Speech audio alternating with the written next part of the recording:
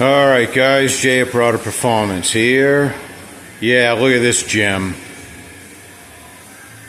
Good old AOD.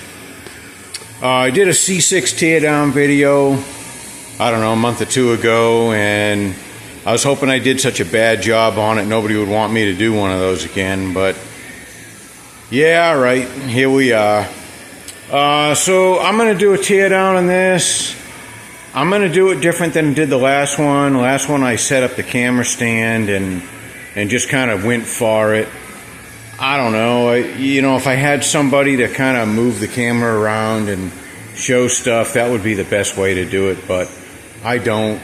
And right now this channel is pretty low budget, as you can tell. So let's work with limitations that we have. So I'm going to kind of do this teardown like I did on that antique unit. To me, I think that was a little bit better, and I'll explain some things.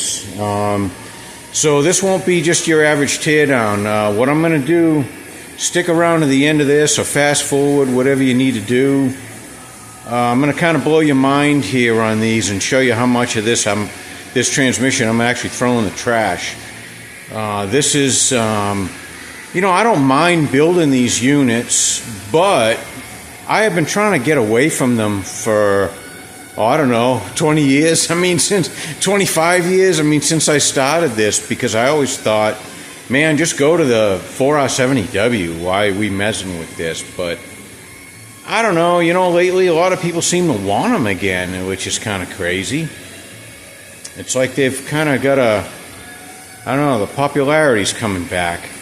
I went through a couple of years where I hardly built them at all, and now everybody wants them again, so that's fine. But again, watch at the end of the video. I'm going to kind of show you why I don't really like these. They work fine. I don't really have trouble with them. I don't really worry about them burning up from the TV adjustment and all that too much. I've got some mods there that help that out a lot. I think a lot of people are referring us for these jobs now. They don't want to do AODs, but again, I don't mind them. I've had good luck with them, but they are kind of becoming difficult. And at the end of this video, I'm going to show you why. So, alright, let's get into this. Here we go. You can see here this case has been repaired, so I won't be using this case. I've already got to replace the case, and I think I do have a case I can use. So, alright, first thing we're going to do is I'm going to remove the pump. So I'm going to save you guys from the really boring parts. So we got some 10mm bolts here, 7 of them. I'm going to take those off. And then what you do, there's a couple different styles, but this is a pump puller. And basically what this does, and you'll need something like this. There's a different style, I don't have it, it's like a slide hammer, but this is the one I have. So this basically clamps onto the stator tube here, and then this screw will go up against the input shaft and it'll remove the pump. So what I'm going to do is I'm going to remove those bolts. I'll get this clamped on, and then I'll show you how that works. Alright, give me a second. Okay, bolts are out. So this just tightens on here. And pretty simple. Just turn this. And if you can see that, the pump is slowly working its way out. And when it gets close, you can just pull the assembly out of here. Alright. So there we go. Pump is out. And I will go ahead and disassemble that pump while we're there. That's pretty simple. Just these bolts here. This piece here, it's just a spring retainer. You just lift up on these tabs a little bit, and this will pop off. And there's 3 of them. That comes off. piston slides up. And then, like I said, we just got to take those bolts off. So give me 1 second, I'll finish stripping the pump. Alright, there's our pump. And quickest and easiest way to look at these pumps. This is smooth here. There's not a lot of times you'll feel a ridge worn in here. Usually the outer gear. You can kind of see the outer gear is starting to wear into the housing a bit, but I don't feel a ridge there yet. So this is actually a really nice pump.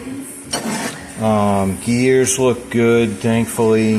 I'm having trouble getting these for some reason. They say they discontinued. So there's our pump. Thank God that's good. I'll put that aside. Stator. So we'll put that aside. Alright. Talk about that more later. So, okay. Don't bother trying to pull anything out yet. Just let's leave that alone for right now. So what I'm gonna do, I'm gonna flip over here. I'm gonna remove the oil pan, and I'm gonna take this mount off. We don't need the mount. And you know what? I'm gonna go ahead and take the extension housing off as well. That's just these bolts here. No big deal. You guys can figure that out. So let me go and disassemble that stuff. Be right back. Okay, took the pan off. I should also mention that if you're working on these, it's all metric. So you need your metric tools out. 10 millimeter, 8 millimeter. Pretty much takes care of it all that I can think of. So you don't need a whole lot. You know, if you're one of these stubborn old people like I am, I used to buy, I'd buy like a tool set, and it would have all these, it'd have English and metric sockets, and in the old days, I used to, round up all the metric stuff and give it away to friends, hey man, you want these metric things? I don't even want this stuff in my toolbox. That's how stubborn I am. Of course, I can't be that way anymore, but yeah, so I regret getting rid of a lot of those metric tools, but that's all right. I made some people happy, so that's cool. So anyways, next step on this, remove the filter, 1, 2, 3 bolts, and I'm going to go ahead and take the governor off, and that's just got a snap ring here. So take that, and then this will come off. So that's pretty simple. So I'm going to take the filter off, and I'm going to remove the valve body. And this is just all the valve body stuff is your 8 millimeter, or what makes me really happy is 5/16 works also. So I don't know, for some reason I feel better using the old English system. So you can do that. Whatever you like. Alright, let me do that. I will be back again. Okay. So I took the filter off, obviously, and removed all the valve body bolts. There's a lot of valve body bolts on this one. I think it's like 25 of them or something. Another thing you got to watch out for. I think it rolled away on me. I lost it already. So when you take your governor off, in this pocket here, there's a 1/4-inch steel check ball. So just be careful. Here it is right here. So just be careful you don't want to lose that. I have several of them hanging around, but you probably don't if you're doing this your first time. So just be aware of that. Don't lose that little check ball. This parking linkage here, this pin will just normally slide out. Give me a second, I need my other hand. So I'm just going to slide that out, and then you can pull these pieces out here. There's a spring and the arm and the pin. So put that aside, and this valve body will just lift off, and once you get all the bolts out. And this is a 1980, first year, which is kind of a bummer. But like if you look at the valve body here, I think in either 82 or 84, they would put tapped holes in these so that you could get these plugs out easier, because man, they can be tough to remove. And in 1980 they didn't have those, and sometimes if you can't get those plugs out, you have to drill and tap your own hole. The valve body's fine, it works and everything, but I don't like that aspect of it. It just takes longer to disassemble it a lot of times. But this is a good clean one, and it's not, you know, all rusted up, so I'm going to use it. Didn't have a gasket here, which is interesting. They normally do, so obviously whoever rebuilt this didn't use a gasket. You know, not necessarily a big deal, but I generally put the gaskets in this unit just because the valve body's so big, you know, and then you can have irregularities on the case or whatever. So, alright, put this aside. Next up, several things here. So, this is a 3-4 accumulator. They eliminated this in 89. This wouldn't be here. It'll just be an empty pocket in the case. So if you see this pocket empty, don't, oh my God, they didn't put the accumulator in. Well, they may not have needed it if it's an 89 and up. 2-3 accumulator. And these have snap rings that hold them in. So this is your overdrive servo, and they have a letter on them. This has got the big letter C. These I typically do not use. They're the smallest one, so this is going to get thrown in the trash. You want the A or the B. The A is the biggest. The B, with a properly modified valve body, the B works very well also. But the C I pretty much never use. This is your low reverse. Now, there is a tool to use that, because there's springs behind these two. Well, there's springs behind all of them, but, well, sometimes this one does not have a spring. Some did, some didn't, but it's not a very high tension spring. But on your overdrive servo and your low reverse servo, there's a tool that compresses this for you, so you don't have to fight the spring pressure. You know, you can also kind of try to put your thumb on it and push on it while you work the snap ring off. It's a little bit more difficult, but a lot of guys do it that way, and a lot of guys are real good at it, and they don't even want to take the time to put that tool on. So I'll go get that tool in a minute here and show you that. Don't really have to have it, but man, taking it apart's not bad, but when you go to put it back together without that tool, oh man, you know, the 4-letter words are going to be flying, I promise you that. Okay, so this spring here, this is just an assist spring. This will just slide out. Put that aside. Some guys don't put it back in. I cover that in another video. So there's a nut here, and then there is a pin here. Now, this is a frustrating thing. Sometimes this pin, guys drive them in real deep, and the way you remove it is with a, you know, a pair of dikes or something. And this is a pair of dikes. It's not what some of you guys were thinking I was talking about. I don't want to get demonetized or anything for vulgar language, but this is an actual tool. So you basically try to grab that. This one's kind of sunk in. It's going to be difficult to remove. I'll show you a couple ways to deal with that if it comes down to it. We may be in that situation, so you may be getting a treat here. So let me go. I'm going to remove our 2 accumulators, and then I'm going to get the tool so you can see that on here, and I will give this pin a try, and if I fail, I'll show you how I'm going to deal with that. So be back again. Alrighty, so 3-4 accumulator bore empty now.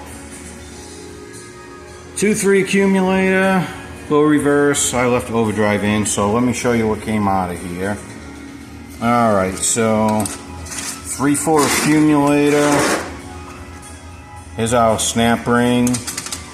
This is what you could see on the top. They don't all have this step on them. A lot of them were just basically didn't have this. They were just flat, had a different design. I don't know that I've ever actually seen one like this. I guess a real early model. This one does have the spring, and that's the bottom plunger. So that's your 3-4 accumulator. So I'll put that aside, out of my way. Alright. So let's go. Alright, 2-3 accumulator. Snap ring, of course. And then it has this cover on the top, which is what you could see. And then the spring behind it, and then the piston. And they're generally a plastic piston like this. Okay. We'll put that aside for now. Alright.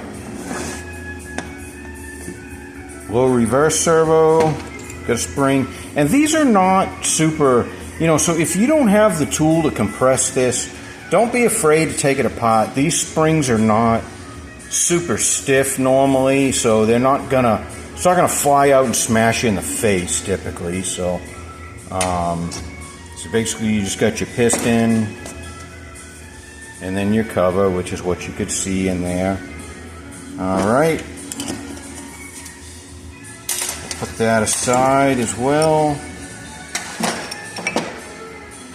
So your overdrive, a lot of times this one, when you take the snap ring out, there's a spring behind it, and you can see that, but it was stuck. So what you do when it's stuck, just take a hammer and just tap it. Not real hard, just kind of go around and just tap it until it pops free.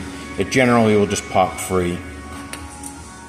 So there's the servo, here's the spring. Again, not a super high tension spring, it's not going to hurt you.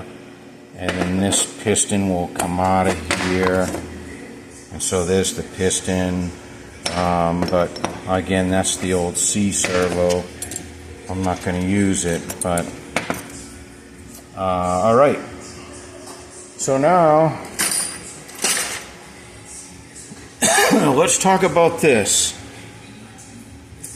What we're going to do here. So what I normally do, you can take a MIG welder or a TIG welder and this is a steel pin, and I just weld a little ball at the end of it, and then you can just grab the ball with the pliers or dikes or whatever. But let's say you don't have a welder, or maybe you just don't want to weld on that little pin because it's so small and you don't want to mess it up. Whatever, you're afraid. Here's another way of approaching this. Sharp chisel. And what I'm going to do is I'm going to chisel away some area in here. And don't be afraid, it's not going to hurt it.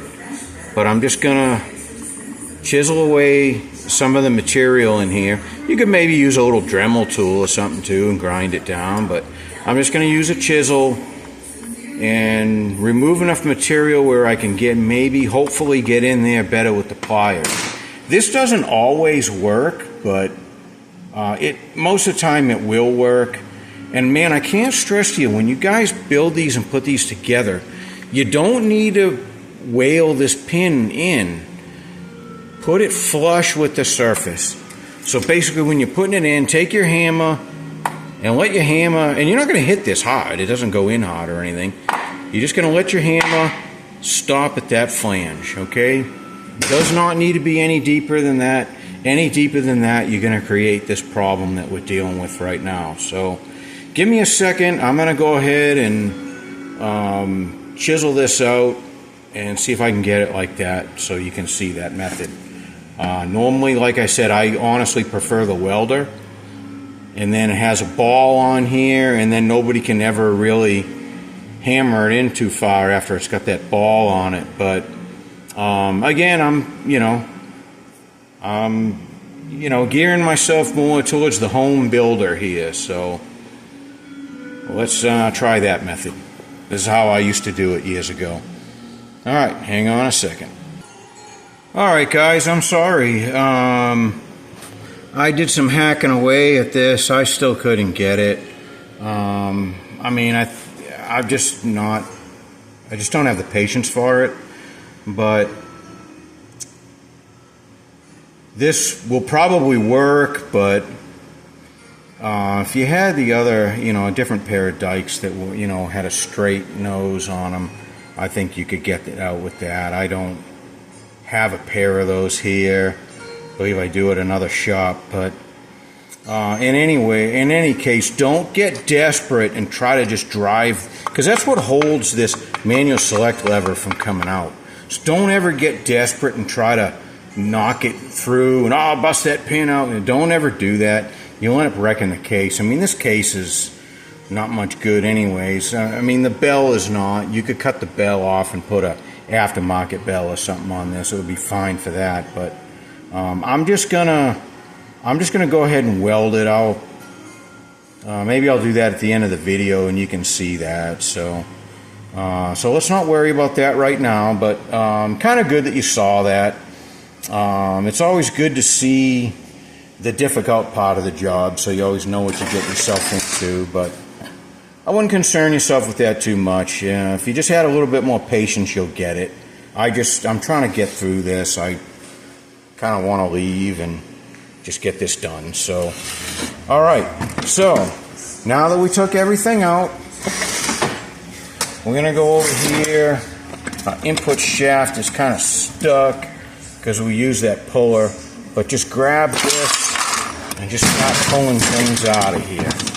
Here's your band. So let's just reach in here and let's just keep pulling stuff out until stuff stops pulling out. Okay, and then until you get down to there, then we have a couple snap ring and a little what they call a anti-rattle spring. Alright, so this is your sun shell, and you're going to have bearings and things. So here's some stuff. We'll put it aside. Here's your input shaft. The old AOD band, which is real narrow on this build, and generally, unless somebody just has something stock and wants something really mild and inexpensive, we go back with this, but generally I upgrade to the wider band, and the problem with that is you can't just upgrade to the wider band. The problem is here, this is your reverse drum, that's where this band grabs. You don't have enough width here, so you end up having to change this, and then you've got to change the sun shell just to put the wider band in. So there's a whole deal with that, so we'll get into that another time. But okay,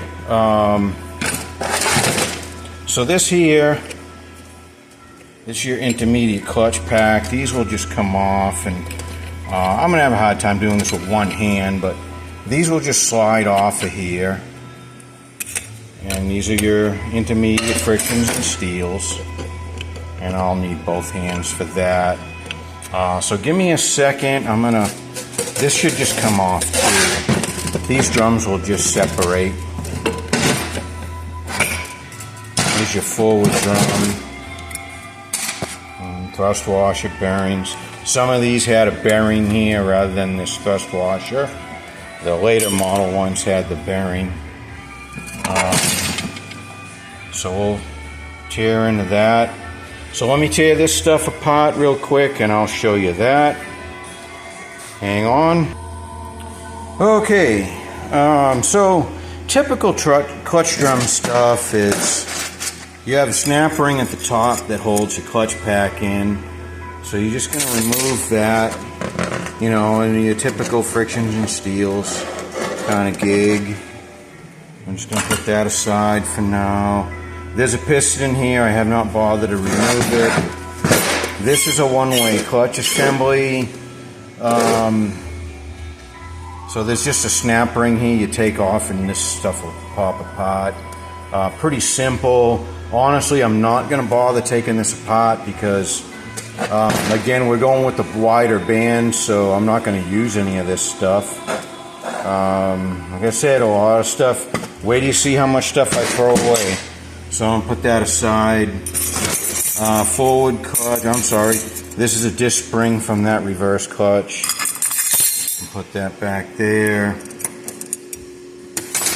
And I'm sorry, this is actually the clutch pack that came out of the reverse. I showed you the forward a second ago.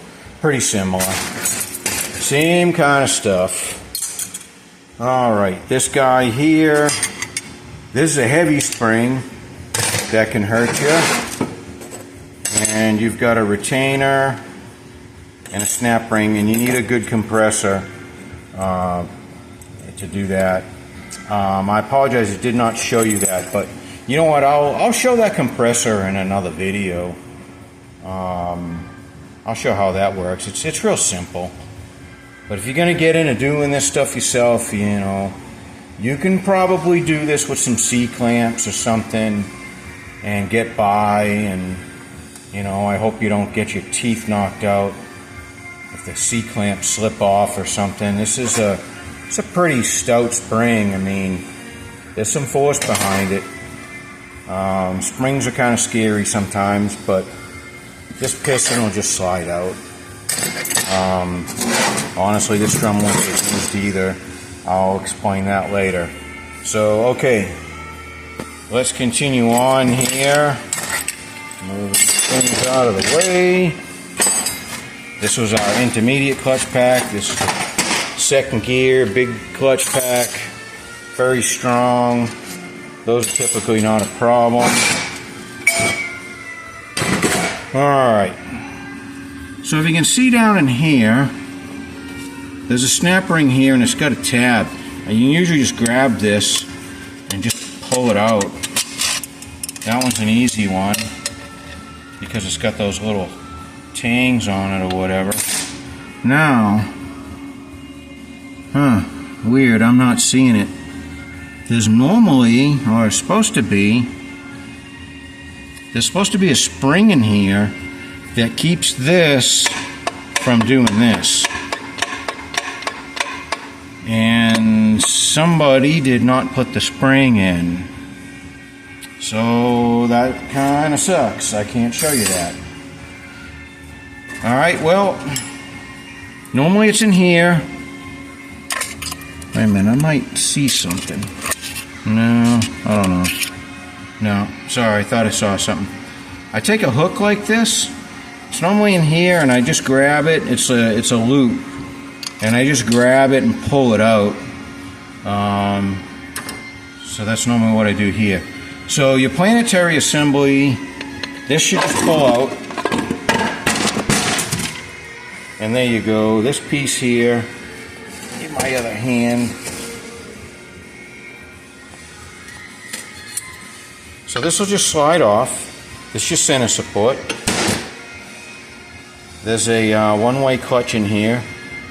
Fun fact, this roller cage assembly is the same as the old Ford-O-Matic, Cruise-O-Matic, FMX, AOD 4R70W, and Turbo 400. So, and this just comes out. It just sits in there. So that's kind of cool. These are easy to get, but they're, you know, typically you don't have problems with them. They're pretty strong. So, okay, I'll put that aside. It's a planetary. Center support out of the way. Alright, so now your band, little reverse band, is just sitting in here. Just pull that out. And these are typically in really good shape. You almost never need to reline or replace those. Very rarely. Okay, there's usually, it's missing. You don't need it, but there's usually a snap ring that sits in the case here, and it's just an assembly aid. A lot of guys don't bother putting them back in. You don't really need it, but it just, if you're standing the case upright when you're assembling it, it just kind of keeps this band in position for you. Not necessary, kind of a nice little thing to have, but okay. So this back section is going to just pull out. Now, I want you to be aware of a couple of things. That little steel check ball, you want to make sure that is removed, because if you try to pull everything out, it's going to hit here and possibly damage the case. Now, the other thing I want you to be aware of is when you pull this assembly out, there's a bore in here that we don't want to scratch and score it up. So be real gentle. Put one hand here, one inside, and slide this assembly out. And I'm going to need both my hands for that. I don't want to scratch the case in case I ever use this case. I probably won't, but maybe if we get a deal where we're going to put a aftermarket bell housing on it, this case would be fine. Okay, let me pull that out of there. And I need both my hands. 1 second. Alright, so I slid that out, and there's a bearing down in here which you'll just pull out, so grab your bearing. And that's it. The case is empty, except for a pesky little shift lever there. A few other things on the case. This is your neutral safety backup light switch.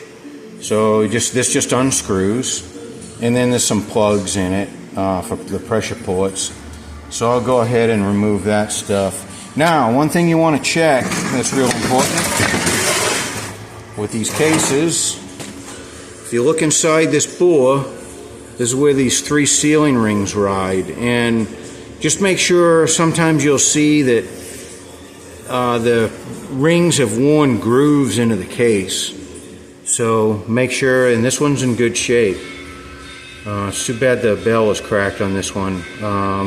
This is repairable. It's an expensive tool, but I don't have it. Another shop I know has it. I have sleeved these before, but not really something for a home builder. Maybe a transmission shop that might have the tool would help you out, because again, good cases are getting harder to find. So let me do all that stuff up. And my battery on the camera is about to die. You know, that's how much of a pro I am. You know, I don't know what movie it was, but there was a movie where, I don't know, it was like these terrorist guys or something, and they're doing one of those, you know, hostage videos, and so the cameraman's in there filming it, and the low battery thing is flashing on the camera, and the guy that is making this terrorist video is, you know, he's a terrorist, he's a real badass, you know, and the guy that's filming it, I mean, there's just sweat pouring off his face, because he knows that if this camera battery dies, he's gonna die. You know, this guy's gonna kill him. He's like right in the middle of this, you know, video of torturing somebody or something. I wish I knew the movie, but maybe I should shut up, because my phone is gonna die here, and you're not going to see the end of this, and somebody's going to want to kill me. So, all right, this here, this assembly, snap ring here, then this ring gear will come off, and then we can take out the direct drum. There's also a snap ring here that takes this hub off the output shaft. So let me do that real quick. I will speed up. Alrighty, direct drum. Now, I don't know if you can see these splines are really recessed, and I go over this in another video.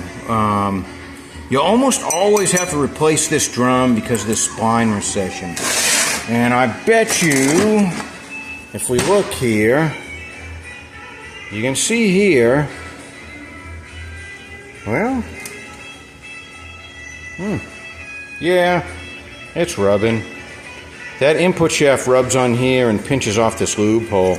I go over this in another video on AODs that I did. Now, this being a 1980, this is another thing I went over in that other video. It does not have that extra hole where we have forced fed lube to the rear assembly. So, this shaft won't end up getting used in this build either. You know, I don't know how critical that is. A lot of guys say if you don't have super low rear end gears, don't worry about it, but I don't know. I think the biggest problem is like what I said in that other video about the input shaft pinching this off. That's your biggest enemy here. So, okay, we are pretty much torn down. So yeah, let me show you what was in here. And we just got some bearings, of course. This had a retainer with a snap ring. Not super high tension springs, but I used the spring compressor again to remove this. Makes life a lot easier. There's the piston that's in there. This is the hub that came off the output shaft. Man, that's about it. And I know this is vague, but I just kind of want to show you the sequence. So let me do a couple things for you here. I'm going to do a quick wash on this case because I don't want to bring it over to the welding table full of oil like this. I will put some weld on that little pin, get that damn thing out of there, and then I'm going to show you all the stuff that I'm not going to use. So, alright. 1 second. Let's try to overwhelm you here. And while I'm gone, I want you guys to think of what that movie I was talking about is. Maybe I'll offer a discount on an AOD rebuild if you can tell me what the heck the name of that movie is. It's bugging me. I don't even know how to search for that one. So, yeah, here you go. Here's all the stuff that came out of it. Fasteners, and looks like fun, doesn't it? It's really not that bad. These aren't bad units to build. Alright, let me do a couple things here. And hopefully my phone doesn't die and I don't get murdered by a terrorist or something. And I'll be back. Think of that movie for me. Okay. So if you can see what I did here, put that little ball in there and it's real easy to grab this pin. So got that kind of ugly looking weld on the end. And that's okay, you know, leave it on there. Make it easy to remove next time. So it's not a beauty contest. So don't lose that. Put that aside. Alright. So then once you do that, this will just pull out. And when this comes out, all this stuff comes flying out on you. There you go. There's your linkage. Okay. So I'm short on time. Alright guys, here it is. See all this stuff here? Say, oh, is that all the parts that came out of it? Nope, these are all the parts I'm throwing away. Don't have any use for it. With the upgrades I gotta do, this is what I'm keeping. Some of those fasteners will be thrown away. Actually, I forgot to add a few things to the list. This is getting thrown out also. Let's be a little more accurate. Add those things to it as well. Oh, yep, don't forget about this. Accumulator. Usually now on these units, you can add this as well. This is the reverse servo piston and cover. They have molded rubber seals on them. A lot of times those have to be replaced as well. So look at that. all going in the trash. You know, I think we get, I forget the price, but around $2,400 to do one of these, or for the unit. And sometimes people will say, well, hey, I got the core. How much with the core? You know, $2,200. Okay, what? I got the core. Yeah, good for you. Look at how much stuff I got to throw out. So it's like, you know, the core is necessary, but this is what I contend with. All these hard parts I got to throw away on these AOD builds. So, you know, having the core, it's like, yeah, that's nice. You know, but anyways, so that's it, guys. I don't know. Again, I hope that this is such a bad job on this. You don't want me to do these anymore. I got a couple of 6-speeds I got to do. Maybe I'll do that. Do a video on those. It's probably a ton of videos on those 6-speeds by now, but there's probably a ton of these AOD videos out there too. I don't look for them. I don't really want to watch them. I've seen enough AODs taken apart. So anyways, so that's it. I hope this was somehow useful to you. And I better go. My battery's about to die in this camera here. And if you guys know what that movie is I'm talking about, put that in the comments. I wish I could think of that. I don't remember who's in it or anything. That's an old one, you know. I think that was one of those movies that came out, you know, after 9/11 or something, when everybody was doing movies on terrorists and things. Okay. That's all I got, guys. Let me know if this was useful to you. Let me know if you like this better than doing it on the camera stand and just watching me tear it down, or if you like me kind of doing it bit by bit like this. I'd say my vote's kind of bit by bit like this. I can show you a little bit more, but I don't know. Maybe you don't feel like you learn much more doing it this way. So somehow this ended up at 42 minutes. I hate that. Okay, guys, thanks for watching. Please subscribe to the channel, and I'll be doing a lot of this stuff. And if you have some good suggestions for other videos, go ahead and throw it in the comments. Thanks a lot.